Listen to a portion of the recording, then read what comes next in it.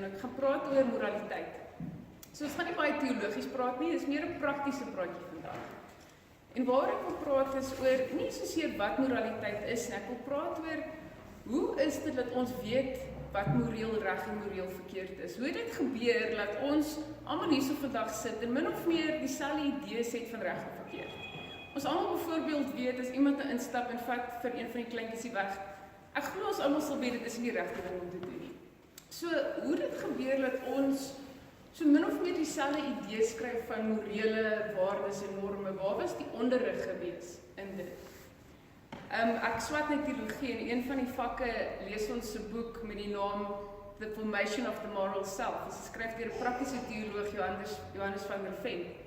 En wat hy sê daar so 7 verskillende faktore wat morele onderrig beïnvloed.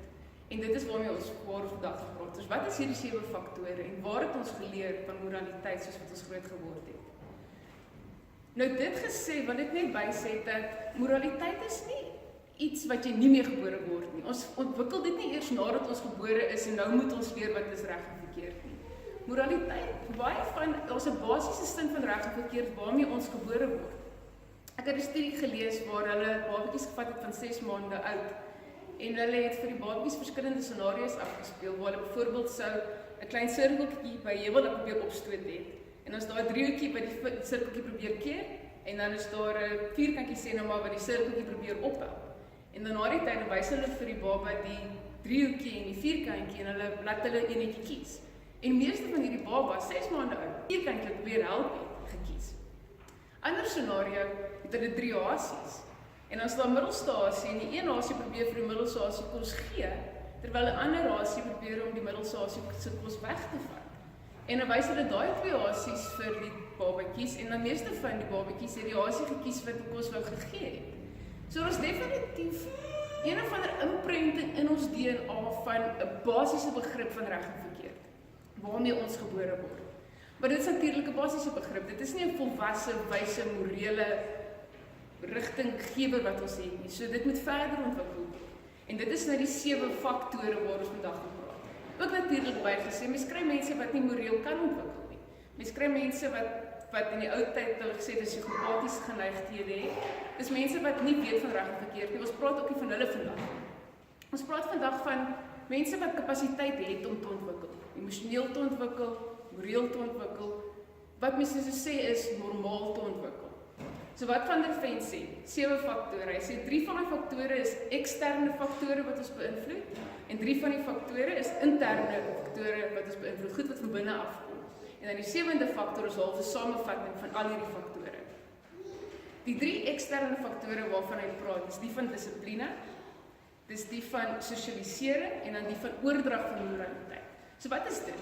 As ons kyk na dissipline, waarvan hy praat van daar waar ons in ons huishoudings waar ons groot geword het, gewoontes gevorm het. En hierdie gewoontes het gelei tot selfdissipline. Wat ek bedoel met gewoontevorming, dis die tipe goed as jy groot word wat jy nie regtig lus het om te doen nie. Dis goed so tandeborsel en vroeg gaan slaap in die aand as die skool aan. Dis goed wat jy lus het om te doen nie, maar jy doen dit, maar dis reëls. Nou maar wat hy sê, wat belangrik is mens moet die goeders doen met sekere voorwaardes. Jy moet die reëls volg, want jy verstaan hoekom die reëls in plek is. So belangrik is vir ouers om vir kinders te verduidelik, hoekom is die reëls daar? Jy moet jou tande borsel, as jy dit nie doen nie, gaan jy vrot asem kry. Jy moet vroeg gaan slaap, as jy nie dit doen nie, gaan jy te moeg wees vir skool. So die eerste voorwaarde is om te verstaan hoekom die reëls is. Want wat Van der Ven sê, is hy sê dat as ons verstaan hoekom ons reëls navolg, lei dit na kreatiewe denke. Ons begin kreatief na reëls te kyk, van wanneer dit van toepassing is en wanneer dit nie van toepassing is nie. Die tweede voorwaarde wat hy sê vir dissipline wat moet ontwikkel in selfdissipline is dat reëls kan nie net geassosieer word met straf nie. Ons weet baie van ons is Afrikaans groot, dink ek meeste van ons, waar pak sla is 'n algemene ding. As jy nie die reëls volg nie, gaan jy pak sla kry. Maar wat Van der Ven sê, hy sê dis nie noodwendig die beste ding nie, want nou doen jy die regte ding, want jy's bang vir die nagevolge. So weer eens, jy leer nie om kreatief te dink oor wat reg en wat verkeerd is nie. En dan die laaste voorwaarde wat hy sê is dat mens met kinders die konsep leer van delayed gratification. So jy doen die regte ding nou en dan later word jy beloon vir dit. So jy doen nou jou huiswerk en dan later kan jy gaan speel. So hoe hy dit getoets het, is hy het na verskillende tipes huishoudings gaan kyk, waarvan 2 van my nogal belangrik is, wat hy gesê het, 'n verkeerde tipe van huishoudings om groot te word. Die aspekte waarna hy gekyk het in huishoudings, die van dissipline, van is daar reëls of is daar nie reëls nie, en dan die ander ding is ondersteuning. Is daar 'n platform vir 'n kind om na hulle ouer toe te gaan, om vir die ouer te vertel wat is die belewenis wat die kind het van die reëls? Hoe ervaar die kind die reëls? Sodat daar ook kommunikasie kan wees. So hy het gekyk in 'n huishouding na dissipline en na ondersteuning. En een van die huishoudings wat hy gesê het wat nie baie goed werk nie, is wanneer daar sterk dissipline is, maar daar swak ondersteuning. So met ander woorde, dit is wanneer daar baie sterk rigiede reëls is wat net gehoorsaam moet word, sonder dat 'n kind terugvoering mag gee oor die belewenis van daardie reëls. En dit is dink ek waar ek met my huishouding was dit wat my gebeur het. Dis van die reëls is daar, jy moet dit net handhaaf. As jy dit nie doen nie, dan is daar straf. So baie van hierdie huishoudings het daai aspek van straf ook. Nou wat van der Ven sê, die probleem met so 'n huishouding is daai kinders het die volgende karaktertrekke. Daai kinders is geneig om nie 'n baie goeie selfbeeld te hê nie. Hulle is geneig om baie min selfvertroue te hê. Want hierdie kinders het nooit geleer hoe om kreatief te dink oor hulle eie lewens nie. En as jy nie selfbeeld het wat sterk is nie, en as jy nie baie agting vir jouself het nie, het jy ook net so min agting vir ander mense. Daai hele beginsel van as jy respek vir jouself het nie, kan jy respek vir ander mense hê nie. En wat ek ook gevind het in hierdie tipe kinders wat in hierdie sterk dissipline maar swak ondersteuning huishoudings groot geword het, is dat hierdie kinders leer nooit om te praat oor emosies nie. Hierdie kinders bottel hulle emosies baie graag op, want hulle het nooit die kans gehad om daardie dis iets wat jy gebore word, jy moet leer om te praat oor jou emosies. En dat het nooit daai kans gehad om te leer om te praat oor die emosies nie. En wat ook baie keer gebeur met hierdie kinders, is hulle sal weer in groepe inval waar daar dominante leiers is. Want dit is wat hulle ken. Die ander huishouding wat hulle gekyk het, is huishoudings waar daar so swak dissipline is en swak ondersteuning. So in hierdie huishoudings is daar amper geen reëls nie. En ons ook nie 'n kans vir die kinders om met hulle ouers te praat oor hulle eie ervarings en belewennisse nie. So hierdie tipe huishoudings is baie algemeen met baie ryk ouers, waar die kinders dalk die ouers nie baie teenwoordig is in die kinders se lewens nie, of waar dit veral in Suid-Afrika belangrik is hierdie huishoudings is in die laer inkomste gebiede, waar daar net verskriklik baie kinders is. So hierdie kinders kan ongelukkig nie almal na gekyk word op dieselfde standaard nie. En wat hy dan gevind het, hierdie kinders, die probleme, die karaktertrekke wat hulle het, wat dan problematies kan wees, is, hulle leer nooit om 'n impulse te beheer nie, hulle ken nie van reëls nie, hulle leer nie om respek te hê vir tradisies en gebruike nie, want hulle leer nie selfdissipline en selfbeheer nie, en dan het hulle net uit beginsel uit nie enige selfdissipline nie, omdat hulle nooit geleer het, dat daar iets van hulle verwag moet word nie, so hulle het nooit 'n kans gehad nie.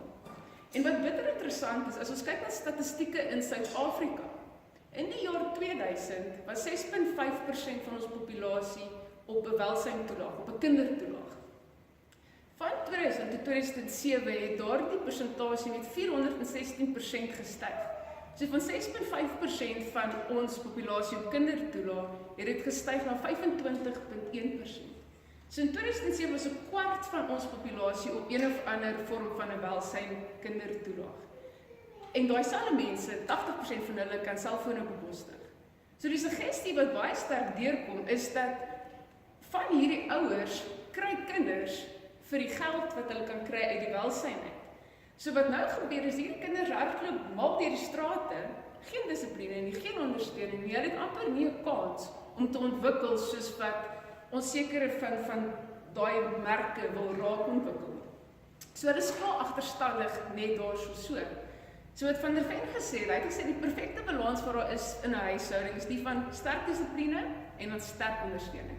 So basies jy moet baie streng reëls hê, maar jou kind moet met jou kan kom praat oor jou reëls, hoekom die reëls daar is, wat is hulle ervaring van die reëls, en dan is daar daai oop kommunikasie tussen ouer en kind. En hierdie kinders se karaktertrekke is dat hulle het 'n baie sterk sin vir hulle identiteit, hulle leer om onafhanklik groot te word, en hulle leer selfdissipline. Hulle het 'n inherente idee vir wat dit is wat reg is en wat verkeerd is.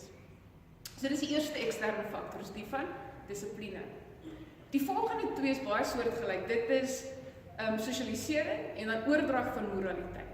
En wat sosialisering is daai voorbeelde wat jy kry as jy 'n kind is. Wat jy sien, onthou en naboot. So dis nou byvoorbeeld wanneer jy in 'n sekere kultuur groot sal word.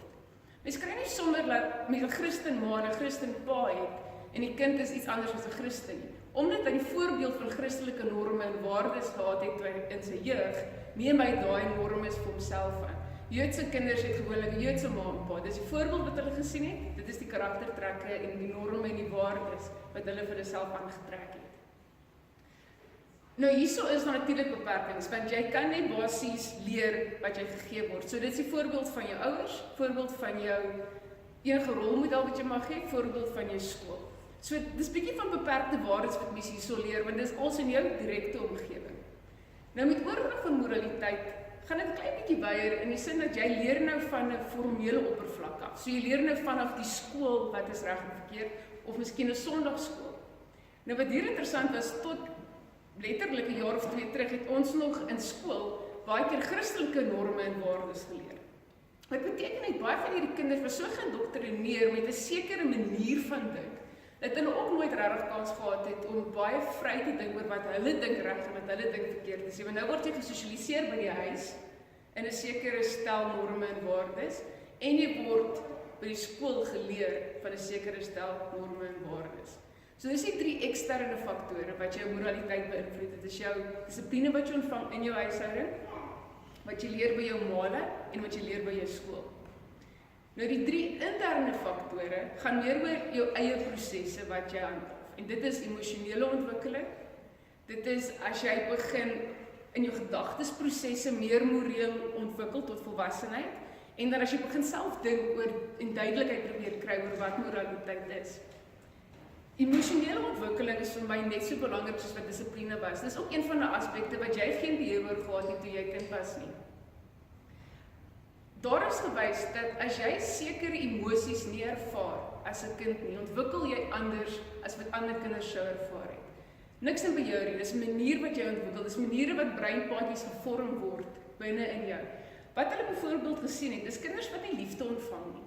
En liefde bedoel hulle fisiese kontak, so kinders wat nie gedruk word nie, kinders wat nie veilig gemaak voel word nie.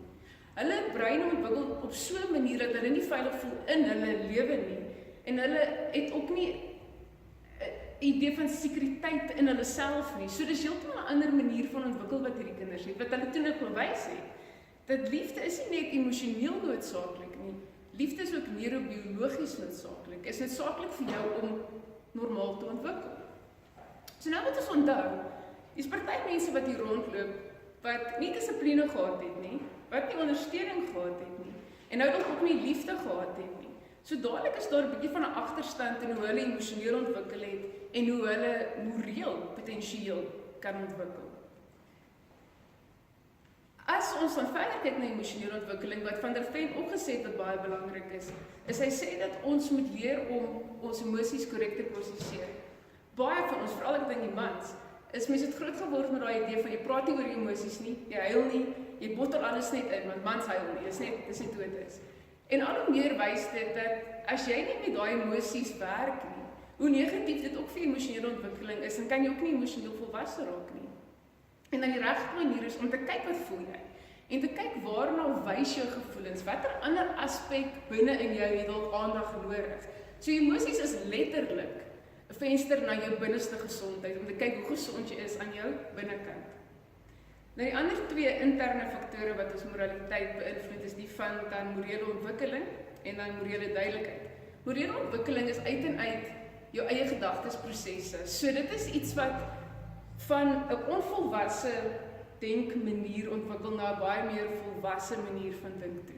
Daar's 'n ou, so Joodse sielkundige met die naam Lawrence Kohlberg, en hy het 6 fases geïdentifiseer van hoe mens moreel jou denke moreel volwasse moet word. Nou die eerste fase wat hy gesê het, hy sê dat in die begin as mens na moraliteit kyk, in die begin oor moraliteit dink, dan gaan dit net oor reëls en wette. So jy kyk net wat is reg en jy doen net wat is reg, want dit is wat die wette is. So jy kyk nie na die groter konteks van 'n situasie nie. Hulle noem dit in Engels, noem dit legalism. So jy doen wat reg is, want daar word vir jou gesê wat reg is. Nie omdat jy self 'n gevoel daaroor het, of ook kan dink, of kan onderskei wat is reg en verkeerd nie. Dit is toevallig ook waar baie mense wat dan psigopatiese neigings het, waar hulle bly.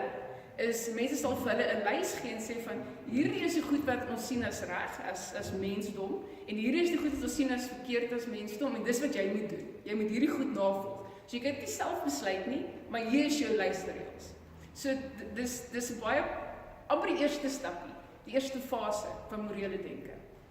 Dan ontwikkel mense 'n klein bietjie verder en nou begin jy dink, wat is my behoeftes? So jy kyk na individuele behoeftes. Wat is my behoeftes en miskien my partner se behoeftes. Maar dit gaan oor mense, individuele mense en wat hulle nodig het.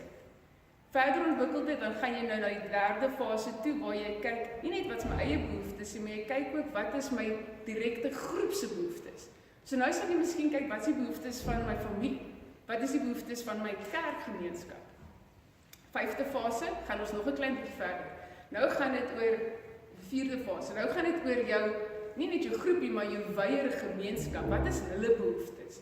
So jy kan sien in moraliteit, as jou denke begin moreel volwasse word, gaan dit al hoe breër weg van jou af. Jy begin al hoe meer omgee vir ander. Jy begin by jouself, toe gaan jy na jou groep toe, nou gaan jy in jou gemeenskap. Vyfde fase, nou is dit amper van 'n fynere nuance. Nou gaan dit nie net oor hoe jy jou gemeenskap kan in stand hou nie. Nou gaan dit oor hoe kan jy jou gemeenskap bevorder? So menseregte raak nou vir jou belangrik. En dan die laaste fase, die mees volwasse fase van morele gedagtes, is wanneer jy amper meer reflektief na moraliteit kyk. So jy het amper net 'n begrip van die beginsels van wat is moreel reg en wat is moreel verkeerd. Morele duidelikheid, die laaste interne faktor van morele ontwikkeling, is nou meer waar jy begin met mense in dialoog gaan.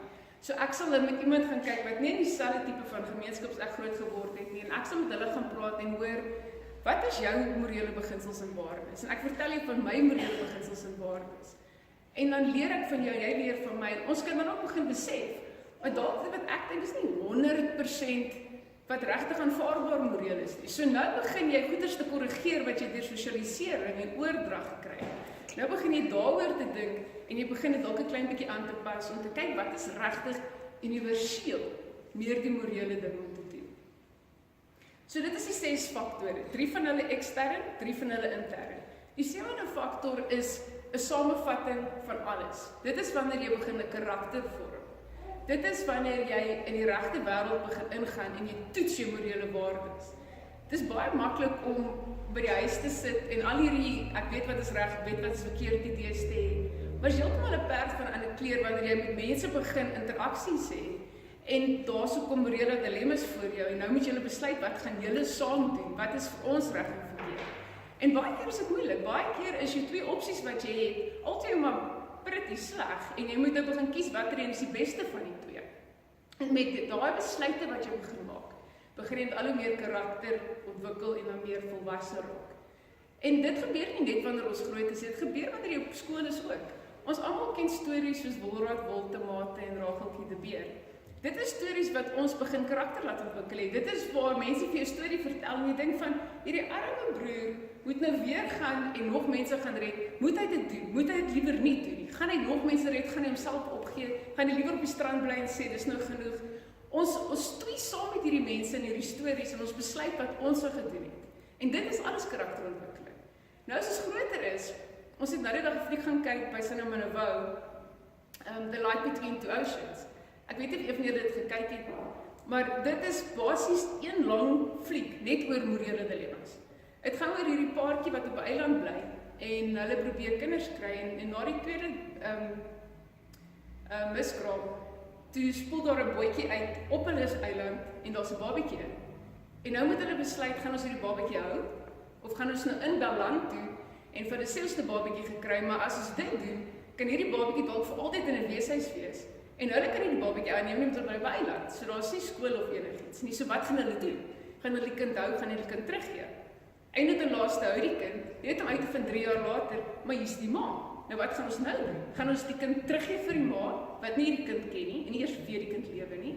Of gaan ons die kind hou, want die kind het mos nog klaar ouers?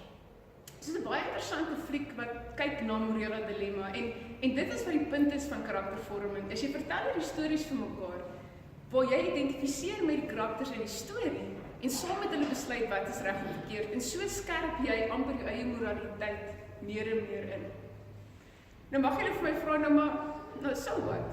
Wat maak dit nou aan ons? Ek bedoel, ons sit net so in 'n kerk en nou praat ons oor hoe ontwikkel mens moreel. So, wat maak ons met hierdie inligting? En ek dink wat ek vandag graag eintlik wat ek oorbring is, ek dink ons moet begin probeer verstaan. Ons moet verstaan waar kom baie van die mense se gedragspatrone vandaan. Ons kyk so baie die stories op Facebook en dan lees mense die mees gruweldade wat mense aan mekaar doen, wat kinders aan diere doen, wat groot mans aan babas doen. Dan dink mens partykeer, wat gaan aan met ons nasie? Weet hierdie mense nie, weet hulle nie wat is reg en verkeerd nie. En dan lees mens hierdie tipe van inligting en besef jy, hulle doen nie. Hulle weet nie wat is reg en verkeerd en dit is nie uit 'n fout van hulle eie uit nie. Dit is deel van hoe hulle groot geword het. Dit is baie keer mense wat nie dissipline gehad het nie. Dit is baie keer mense wat nie ondersteuning gehad het nie. Dit is mense nie wat liefgehê is nie. Nou sit by dit dat 'n groot deel van ons populasie, ons nie blank is onderdruk tot nou die dag toe. En hierdie mense het groot geword met die idee van ons is minder. Op 'n manier, vir een of ander rede is ons minder as almal anders. En hierdie minderwaardigheid translate dadelik na dat jy dink dat, wel, ek het dan respek vir niemand nie. So hierdie mense het 'n agterstalligheid. En ek sê nie hierdie mense op 'n afkykende manier van hoe ons is nou all I and mighty en hierdie mense shame nie. Ek praat van dat ons net kan begin verstaan dat daar is mense daar buite wat regtig die beste doen met wat hulle het. En hulle het nie veel om uit te werk nie. Johan sê altyd dat, sodra jy voel jy wil iemand judge, dan moet jy besef jy verstaan hulle nog nie. En jy moet weer vir hulle vra. En ek dink dit is vir ons dalk moet uitkom, is vir 'n plek probeer uitkom waar ons minder judgy is met mense, en minder vingerswaaierig is met mense, en dalk moet probeer verstaan, wat is hierdie mense se geskiedenis? Hoe het hulle gekom tot waar hulle nou is? En wat kan ons doen vir hulle van hier af? Want nou ook het belangrik om te besef dat of hierdie mense morele waardes te leer, is nie 'n oornagte nie. Jy gaan net nie korrigeer sommer net 1, 2, 3 nie. Dis goed wat geleer moet word van jongs af. En as jy daai geleentheid nie gehad het nie, nou moet jy dit leer as jy ouer is. En nou gaan dit baie meer moeite vat en baie meer rehabilitasie vat as wat jy het gehad het op 'n natuurlike manier soos wat jy groot geword het. So slotsom van my storie is, kom ons verstaan beter. Kom ons probeer beter mense kennis kry. Kom ons probeer betrokke raak by plekke waar ons mense kan probeer help, in plaas van om terug te sit en beter te probeer weet as almal om jou. Ek gaan afsluit met 'n bietjie oosterse wysheid. Thich Nhat Hanh het gesê, when another person makes you suffer, it is because he suffers deeply within himself, and his suffering is spilling over. He does not need punishment, he needs help. That's the message he is sending.